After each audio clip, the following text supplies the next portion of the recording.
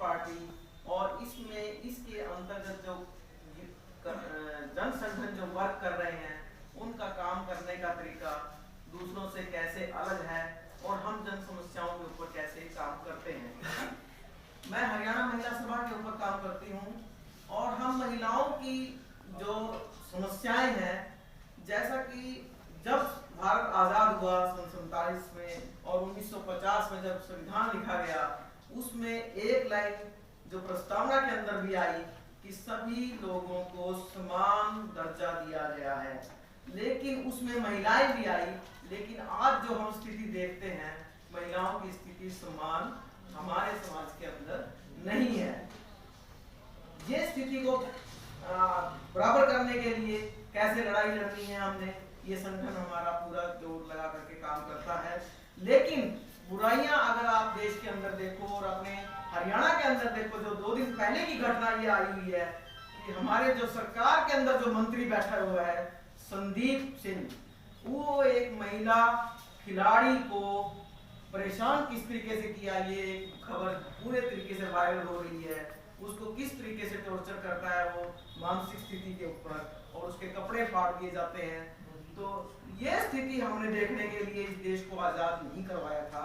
और हम आए दिन सुनते हैं कि हमारी महिलाओं और लड़कियों के साथ बलात्कार की खबरें हम हर रोज सुनते हैं।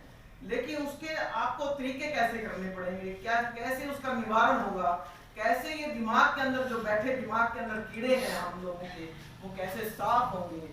इन समस्याओं के निवारण के लिए भी हमें अपने महिला संगठन हमारा जो है काम करता है लगातार। इसके लिए हमें बार-बार सेमिनार लगाने चाहिए। और मैं आप महिलाओं से जितनी भी आई हुई हैं, मैं यही गुजारिश करूंगी कि इसको जितना आगे बढ़ाया जा सकता है उस संगठन को आगे बढ़ाया जाए, ताकि हमारी बेटियां और बहुएं जो है आगे सुरक्षित रह सकें। इसके साथ साथ देश के अंदर महंगाई की मार बिल्कुल पूरी तरह से पड़ी हुई है। महंगाई की जो मार है वो हम महिलाओं के ऊपर सबसे ज्यादा गिरती है। हम महिलाएं इस चीज से बहुत ज्यादा तंग होती हैं। मोहल्ले में, अपने एरिया में, अपने बच्चों की फीसों के लिए, चाहे वो 134 का मामला में चोर हो, उसके लिए लड़ाई करते हैं। मैं ये कहना चाहता हूँ, जो आज हम यहाँ इकट्ठा होकर के बातचीत करने के लिए आए, वो ये है कि कम्युनिस्ट पार्टी काम करने का, कम्युनिस्ट पार्टी का तरीका ये है, जो लोग हमारे संगठन के अंदर काम करते हैं, हो सकता है उसका कोई राजनीतिक तौर पे वो किसी और पॉलिटिकल पार्टी के साथ भी जुड़े हुए हों, लेकिन जो हमारे जन संगठन होते हैं, उन जन संगठनों में जन साधारण किसी भी पॉलिटिकल पार्टी में काम करते करते हमारे जन संगठन के अंदर काम कर सकता है। अगर उसके बाद जन संगठन में जुड़ने के बाद उसको हमारी विचारधारा ठीक लगे, हमारा काम लड़ने का जज्बा ठीक लगे कि हम लोगों के लिए लड़ाई लड़ रहे हैं, तो वो व्यक्ति कम्युनिस्ट पार्टी की मेंबरशिप ले सकता है। कम्युनिस्ट पार्टी जो उसका एक सिद्धांत है, कम्युनिस्ट पार्टी मार्क्सवाद पर आधारित एक पार्टी है। देश के अंदर वैज्ञानिक समाजवाद बनाना चाहती है। वो सामने तस्वीरें आपको नजर आ रही हैं। मैं आपको तस्वीरों के माध्यम से क्यों बताना चाहता हूँ, जो 3 तस्वीरें लगी हुई हैं, जिनके अंदर एक सामने कार्ल मार्क्स की तस्वीर लगी हुई है। इन्होंने कम्युनिस्ट पार्टी का सबसे पहले फलसफा विचारधारा को लिखा, क्योंकि उससे पहले यह सोचा जाता था कि अगर अमीर और गरीब ये जो है, ये मेरी किस्मत में मेरी अपने कर्मों की वजह से, लेकिन इन्होंने कहा कि नहीं, अमीरी गरीबी या लूट ये एक अलग मामला है। देश के अंदर, दुनिया के अंदर एक लूटने वाली जमात है और एक लूटने वाली है। जो लूटने वाली जमात है उसको रिप्रेजेंटेशन जो करती है वो कम्युनिस्ट पार्टी करती है। सबसे पहले कार्ल मार्क्स ने वो विचार हमारे बीच में दिया, और उसके बाद जो बीच में फोटो लगी है, जो यहाँ पर ये फोटो लगी हुई है लेनिन की, ये वो व्यक्ति है जिसने सबसे पहले मजदूरों और किसानों का राज स्थापित करके ये दिखाया कि जहां पर मजदूरों और किसानों का राज स्थापित किया जाता है, वहाँ मजदूरों के लिए, गरीबों के लिए, आम जनता के लिए, उनके बच्चों की पढ़ाई फ्री हो सकती है। इन्होंने फ्री करके दिखाई, इन्होंने इलाज फ्री करके दिखाया।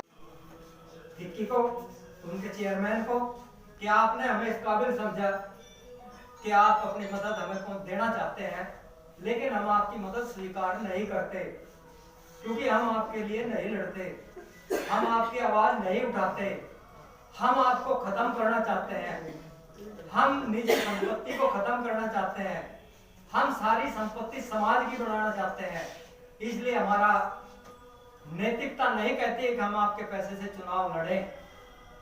हम मजदूरों के लिए लड़ते हैं, मजदूरों से पैसा लेंगे। हम किसानों के लिए लड़ते हैं, हम किसानों से पैसा लेंगे। हम महिलाओं की समानता के लिए लड़ते हैं, हम महिलाओं से दान मांगेंगे। हम खेत मजदूरों के विकास के लिए लड़ते हैं, हम खेत मजदूरों से मांगेंगे, लेकिन आपसे हम पैसा नहीं लेना चाहते। तो इसलिए कम्युनिस्ट पार्टी ने एक उदाहरण पेश किया कि हम जैसे हैं, हम कहते नहीं हैं, हम करके दिखाते हैं। तो कॉमरेड धर्मपाल जी कह रहे थे 27 साल बंगाल में चीफ मिनिस्टर रहे, मुख्यमंत्री रहे, कई मुख्यमंत्री रहे इस दौर में। 27 साल में एक तो मुख्यमंत्री रहा है। त्रिपुरा में 32 साल राज किया, तो वहां भी हमने रहे। केरल में हम लगातार रहते रहे हैं। केंद्र का गृह मंत्री हमारा रहा है, कृषि मंत्री हमारा रहा है केंद्र में। आज तक ही हमें इतना भी कहीं दोष नहीं निकाल पाए कि आर्थिक तौर पर कम्युनिस्टों ने कहीं बेईमानी किया होगा। तो इसलिए मैं ज्यादा लंबे आपके सामने बोल गया हूँ, ये कह के कि कम्युनिस्ट पार्टी सामूहिक विकास चाहती है, कम्युनिस्ट पार्टी समानता के लिए लड़ रही है। आप इसके नजदीक आइए। भारतीय जनता पार्टी जो आज राज कर रही है, वो राज करने वाली पार्टी आरएसएस की उनकी मदर पार्टी है, उन्हीं की राजनीतिक पार्टी है आरएसएस की। जब भगत सिंह ने शहीद आजम, शहीद तो बहुत हुए ना लोग, बहुत सारे शहीद, गोलियां भी गई खाई हैं, और आजादी के साथ साथ आजादी के बाद भी बहुत सारे लोग शहीद हुए। गोवा की लड़ाई में तो कॉमरेड जन सिंह, कॉमरेड इनके पिताजी हैं गोवा के, वो भी स्वतंत्रता सेनानी थे। एक साथी शायद वहां शहीद हो गए थे, और कॉमरेड जी बचे, और बहुत सारे साथी शहीद हुए हैं। पांडिचेरी को भी आजाद कराने में हमारा बहुत बड़ा योगदान रहा है। पांडिचेरी भी सिर्फ एक कोने पर ही नहीं, उनके बीच में भी जो है ना वो फ्रांस के टापू थे, फ्रांस की कॉलोनी थी, वो उनको भी आजाद कराया। तो भगत सिंह को इसलिए कहा जाता है कि और सब तो आजाद कराने के लिए लड़े। भगत सिंह ने कहा कि जब अंग्रेज हिंदुस्तान में से चले जाएंगे तो हम एक ऐसी व्यवस्था कायम करना चाहते हैं जिसमें हर एक आदमी को समान रूप से रोटी, कपड़ा, मकान, पढ़ाई और दवाई मिले। इसलिए जो है उन्होंने ये नारा दिया और कि हम अंग्रेजों के बाद ऐसी व्यवस्था कायम करेंगे जिसमें मजदूर और किसान मिलकर राज करेंगे, और वो आम जनता की भलाई के लिए नए नए कानून, नए नए तरीके जो है ना देश में इजाद करेंगे। एटक में सीपीआई के सीनियर नेता दयाल सिंह कश्यप जी, भाई धर्मपाल टप्परवाल जी, किसान नेता गुरबचन सिंह जी, सक्षम नेता व कॉमरेड विपिन बराड़ जी, कॉमरेड सक्करवाल जी, व सभा में मौजूद सभी सम्मानित साथियों व मातृशक्ति साथियों, जैसा कि मंच का संचालन कर रहे कॉमरेड हरभजन सिंह संधू जी ने आपको डिटेल में बताया कि आज सभा किस लिए की गई है। आज हमारी सीपीआई जो पार्टी है उसका एक स्थापना दिवस के रूप में आप यहाँ एकत्रित हुए हैं उसको मनाने के लिए।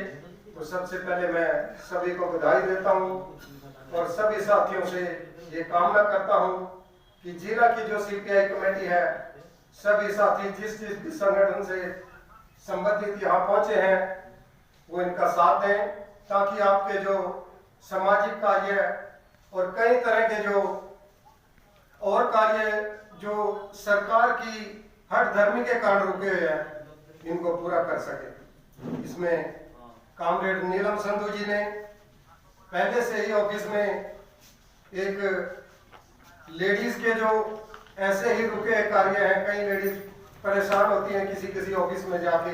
इन्होंने एक ऐसा अभियान चलाया हुआ है कि वो यहाँ से हर तरह का जो लेडीज से संबंधित समस्याएं हैं, जनसाधारण से संबंधित समस्याएं, उनको सुना जा रहा है। और वैसे भी कॉमरेड वकील साहब ने, संधू साहब ने अभी कुछ दिन पहले चर्चा की थी कि हम यहाँ ऑफिस में और भी कार्य शुरू कराने जा रहे हैं, जो राशन कार्ड से संबंधित है, जो पेंशन से संबंधित है, विधवा पेंशन से, पारिवारिक पेंशन से, इन सब से संबंधित जो कार्य हैं उनका यहाँ मिल के आपस में समाधान करवाया जाएगा सभी साथियों का। तो मैं इसके लिए सभी जिला की सीपीआई कमेटी को बहुत धन्यवाद देता हूँ कि जन समस्याओं को सुना जाएगा।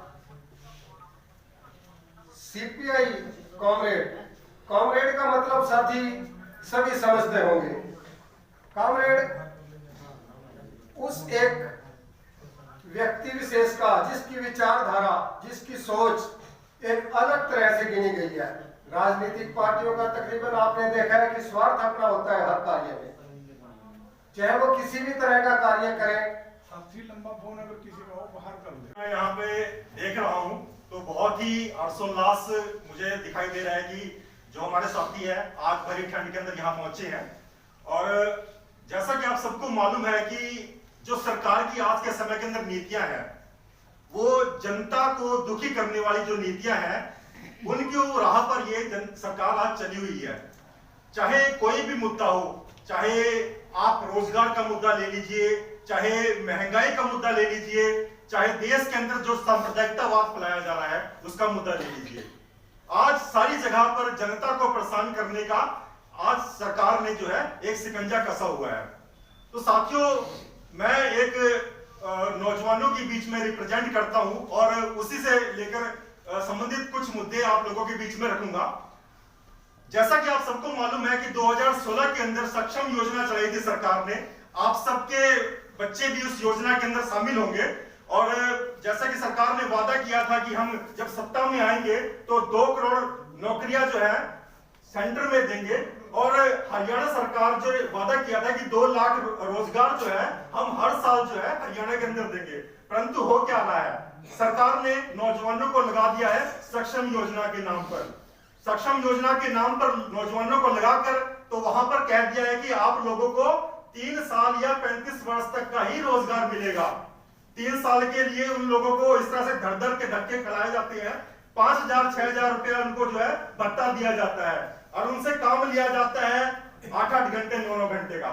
तो आप लोग समझ सकते हैं कि देश के अंदर कितनी बेरोजगारी है और उस नौजवान को मजबूरी में वो काम करना पड़ रहा है। क्यों काम करना पड़ रहा है? क्योंकि उनके पास खाने के लिए कुछ नहीं है। अगर वो घर बैठेगा तो वो परिवार कैसे चलाएगा? 35 साल की जो उम्र है, 35 साल की उम्र में परिवार हमसे जुड़ जाता है। बहुत से नौजवानों के शादी ब्याह हो जाती है उस समय में, तो उनका एक परिवार जुड़ गया, बच्चे जुड़ गए। तो इस चीज को देखते हुए हम आज ये सरकार से मांग भी करते हैं। और हमने पिछले महीने ही दिल्ली के अंदर प्रदर्शन भी किया था बनेगा कानून को लेकर कि देश के अंदर Bhagat Singh national employment guarantee act लागू किया जाए, जिसके अंदर हमने बात की थी ऑल इंडिया यूथ फेडरेशन की तरफ से। ऑल इंडिया यूथ फेडरेशन ने कहा था कि देश के अंदर Bhagat Singh national employment guarantee act कानून लाया जाए, जिसके अंदर हमने मांग रखी है सरकार से कि हर नौजवान को रोजगार दिया जाए। अगर सरकारें रोजगार ना दे पाए तो उसको जीवन यापन के लिए उसको जीवन भर भत्ता मिलना चाहिए, उसकी शैक्षणिक योग्यता के हिसाब से उसको रोजगार मिलना चाहिए। हमने ये बात सरकार के बीच रखी हुई है। तो साथियों, इन्हीं मुद्दों को लेकर हम जनसंघर्ष, ऐसे हालात थे किस वजह से इसके बारे में सोच की गई। साथियों, एक दार्शनिक का नाम आप सभी ने सुना है, कार्ल मार्क्स। उससे पहले ये बात थी, जैसे थोड़ा हरभजन जी ने जिक्र किया है कि अमीरी गरीबी छोटापन बड़ापन ये सब कुदरत की देन है, कुदरत की वजह से है। लेकिन उन्होंने इसके ऊपर अध्ययन किया, उन्होंने हर फील्ड को का अध्ययन किया, धार्मिक ग्रंथों का अध्ययन किया और दूसरा भी, और उन्होंने पाया कि ये जो अमीरी गरीबी है, हालत खराब है, ये भगवान की या किसी और की वजह से नहीं, ये शोषण की वजह से है। क्योंकि समाज के अंदर एक व्यक्ति दूसरे का शोषण करता है, एक देश दूसरे का शोषण करता है और इसी की वजह से ये हालात बने हुए हैं। और उन्होंने ये भी पाया कि समाज के अंदर विरोध है और विरोध को परखने की जरूरत है और लड़ना इंसानियत की फितरत है, इंसान लड़ता है। आप देखते हैं उसकी लड़ाई को अगर इंसानियत के लिए इस्तेमाल करेंगे तो समाज का फायदा होगा और उसको दूसरे तरीके से इस्तेमाल करेंगे तो समाज का नुकसान होगा। और इंसान की लड़ना फितरत है। आप ये से भी देख सकते हैं कि परिवार के अंदर भी अगर दो आदमियों को चाहे मियां बीवी हों, बाप बेटा हो, कोई इकट्ठे छोड़ दो, कुछ टाइम बाद वो भी आपस में लड़ना शुरू कर दे जो कि इंसान की फितरत है। तो हमारा कहना है कि समाज की जो लड़ाई है इंसान की अच्छाई के लिए होनी चाहिए। उन्होंने 1848 के अंदर कम्युनिस्ट घोषणा पत्र लिखा कि अगर शोषण को खत्म कर दिया जाए तो सारी दुनिया की समस्याएं जो मूलभूत समस्याएं हैं, रोटी, कपड़ा, मकान, इलाज, पढ़ाई, ये दूर की जा सकती हैं। तो इस बात का बड़ा मजाक किया गया और ये भी सोचा गया कि क्या असल में हो सकता है या एक कोई कल्पना है, किताबी ज्ञान है। लेकिन 1917 के अंदर लेनिन ने उसके अंदर इस चीज को साबित किया और इसको अमल में लाके दिखाया। रूस के अंदर 70 साल तक डबल रोटी का रेट नहीं बढ़ा। 13 पैसे किलो था, वो 13 पैसे किलो रहा। आप मान सकते हैं कि और कहीं हुआ है, लेकिन रूस ने करके दिखाया। वहां पर जो उन्होंने चीज पैदा की वो सबके लिए पैदा की, यानी कि एक के लिए पैदा कर दी जो अमीरों के लिए कर दी, गरीबों के लिए नहीं की, उन्होंने सबके लिए पैदा की। जब तक उस चीज को सबके लिए नहीं पैदा करके देते उन्होंने वो चीज नहीं दी। हिंदुस्तान के अंदर सबसे पहले संपूर्ण आजादी की मांग की थी। साथियों, हम यमुनानगर जिले के अंदर बैठे हैं और पार्टी का स्थापना दिवस मना रहे हैं। तो अगर हम यहाँ के लोगों की या जो हमारे पुराने साथियों का नाम ना लें तो ये भी ठीक नहीं। हमारे जिला के अंदर स्वतंत्रता सेनानी रहे हैं जिन्होंने आजादी के आंदोलन में काम किया, पार्टी के उसके बाद स्थापक रहे हैं और जिन्होंने पार्टी में काम किया है। कांग्रेस में नहीं गए, वहां औहदेदारी भी मिल सकती थी, लेकिन उन्होंने लोगों की सेवा करना ही ठीक समझा। उन्होंने मुख्य तौर से कामरेड तेंदुराम, बाबा राम सिंह, कामरेड गुरमुख सिंह, कामरेड राजस्वरूप, कामरेड जंग सिंह, ये तो सभी हमारे फ्रीडम फाइटर रहे हैं जो फ्रीडम फाइटर थे। इसके अलावा और भी हैं comrade Shankar Pawar, Kripa Ram, comrade Deshraj, comrade Mullaram, comrade Dilwar Singh और भी कुछ नाम हो सकते हैं, मैं जिन सब के नाम नहीं ले सकता। हमारे जिला के अंदर कम्युनिस्ट पार्टी की स्थापना 1936 के अंदर हुई थी। वो कैसे? पंजाब से एक था कम्युनिस्टों का जिसकी अगुवाई कामरेड तेजा सिंह स्वतंत्र कर रहे थे, जो बाद में एमपी भी रहे और अंग्रेजों के समय में उनको देखते ही गोली मारने का आदेश था। कहीं भी दिख जाए कोई भी उनको गोली मार सकता, देखते ही गोली मारने का आदेश था। वो एक जत्थे के तौर से मोहम्मद और खुर्द के अंदर आए थे। ये संपर्क का मौसम था। तो उसके बाद हमारे गांव से कम 20-25 लोग उनके साथ चले और वो सब जेल में रहे। और उसके अलावा आसपास के गांव के लोगों को भी इसका पता चला, आसपास के लोग भी शामिल हुए। उनकी लड़ाई क्या थी? उस समय 3 बातें थी। एक तो बगार प्रथा के खिलाफ, क्योंकि पहले गांव के अंदर भी सब जगह बगार ली जाती थी। जो छोटी जाति के लोग थे, हरिजन या वाल्मीकि वगैरह, उनसे बगार ली जाती थी।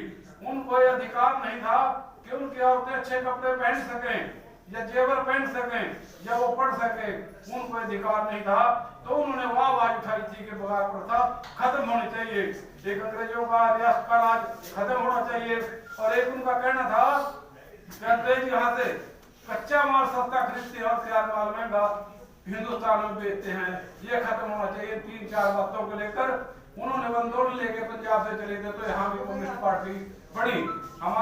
आज किस मुद्दे को लेकर आपने यहाँ पे प्रोग्राम किया है? जो आज जो है भारतीय कम्युनिस्ट पार्टी का जो स्थापना दिवस 26 दिसंबर का था, उसका पूरा हफ्ता जो है भारतीय कम्युनिस्ट पार्टी जिला यमुनानगर की ओर से पूरे सप्ताह गाँव के अंदर अभियान चलाया गया।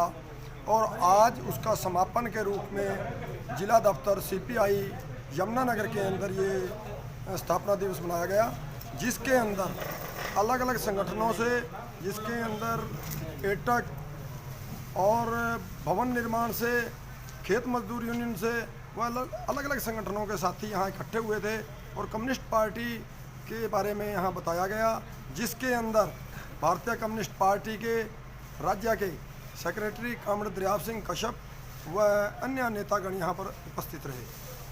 किन मुद्दों को लेकर यहाँ पर आज शामिल हुए हैं लोग, और किस मुद्दे को आगे, क्योंकि बहुत तरह के मुद्दे हैं ना, राशन कार्ड से संबंधित है, उसके ऊपर क्या पार्टी काम कर रही है? ऐसा है कि अभी जब हम जन जागरण अभियान पूरा हफ्ता गाँव के अंदर गए और इसी दौरान लोगों ने हमें बहुत सी समस्याएं बताई। जिस तरीके से सरकार के द्वारा राशन कार्ड जो लोगों को जो फैसिलिटीज़ मिल रही थी उनको काट दिया गया, लोग बहुत परेशान थे, वो भी आज लोगों ने यहाँ पर उठाया। इसके अलावा जो हरियाणा के अंदर बिजली विभाग के द्वारा लोगों के ऊपर 10% सिक्योरिटी के नाम पर हर महीने जो पैसा जो है उनके बिलों में लग करके आ रहा है, इसको भी उठाया गया। और इसके साथ ही जो विकलांग पेंशन के अंदर जिन लोगों की 100% डिसेबिलिटी थी, लेकिन पिछले दिनों सरकार के द्वारा ये कहा गया कि यूआईडी नंबर के तहत आप अपना विकलांगता प्रमाण पत्र बनवाएं, और वो जब विकलांगता प्रमाण पत्र बनवाने के लिए सिविल हॉस्पिटल के अंदर गए तो उनका 100% की बजाय उसको 82%, 80% कर दिया गया। और उसके बाद अब उनकी जो है पेंशन के अंदर जो उनके बच्चों को जो पेंशन मिलती थी वो काट दी गई, और इसके अलावा जो बसों के अंदर जो किराया उनको मुफ्त था वो ख़त्म कर दिया गया। इस मुद्दे को भारतीय कम्युनिस्ट पार्टी के द्वारा अब उठाया जा रहा है, और आइंदा जो कम्युनिस्ट पार्टी अपनी रणनीति तय करके पूरे हरियाणा के अंदर इसके अंदर अपना आंदोलन चलाएगी। आपका नाम बताइए। रामपाल चौहान, जिला सचिव CPI यमुनानगर। तो आज जो प्रोग्राम रहा है, तो इसके ऊपर पार्टी का आगे क्या रणनीति रहेगी? कम्युनिस्ट पार्टी आंदोलनों की पार्टी है, शुरू से आंदोलन करती रही है और आगे भी जो जन समस्या